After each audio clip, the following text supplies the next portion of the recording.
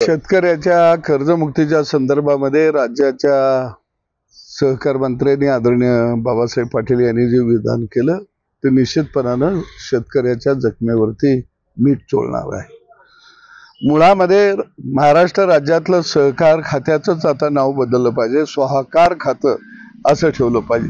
कारण राज्याचा सहकार मंत्री आणि सहकार खातं हे म्हणजे शेतकऱ्याच्या शेतातलं बुजगाव नाही.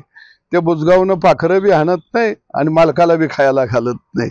आणि म्हणून निश्चितपणानं या राज्यातला सहकार वाचवायचा असेल तर ते फक्त मुख्यमंत्री वाचवू शकतात, पारदर्शकतापणा डोळ्यासमोर ठेवून. अन्यथा ह्या राज्यातला सहकार आणि त्या सहकारामध्ये असलेले बकासूर हे निश्चितपणानं तो सहकार वाचवू शकत नाहीत. ते शेतकऱ्याला डबऱ्यातच घालणार. आणि म्हणून सहकार वाचणं गरजेचं आहे. त्या दृष्टीनं सहकार मंत्र्यांनी जरा काही काम करता येतंय का बघावं. याबाबत राज्याचे मुख्यमंत्री देवेंद्र फडणवीस यांना आपण भेटणार आहात का?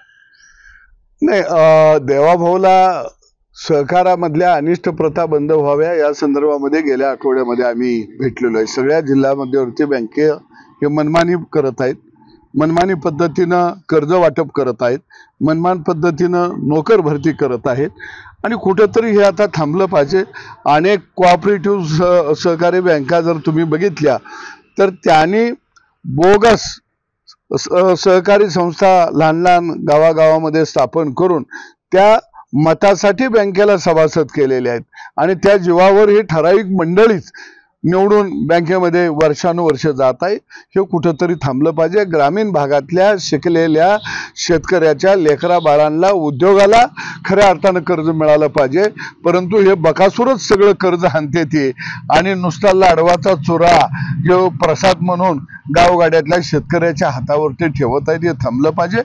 आणि चांगली हुशार अभ्यासू मुलं ही परीक्षा देऊन खऱ्या अर्थानं बँकेमध्ये आली पाहिजेत नोकरीला. परंतु हे सगळे वसुली अधिकारी टोल नाकं बसवल्यागत या नोकर भरतीमध्ये टोल नाकं तयार करून बसलेले आहेत. हेही कुठंतरी थांबलं पाहिजे. ही मागणी आम्ही आदरणीय मुख्यमंत्र्यांच्याकडे केलेली आहे. आता isakal.com आहे देशातील नंबर 1 ची मराठी न्यूज वेबसाईट. प्रत्येक अपडेटसाठी isakal.com ला नक्की भेट द्या.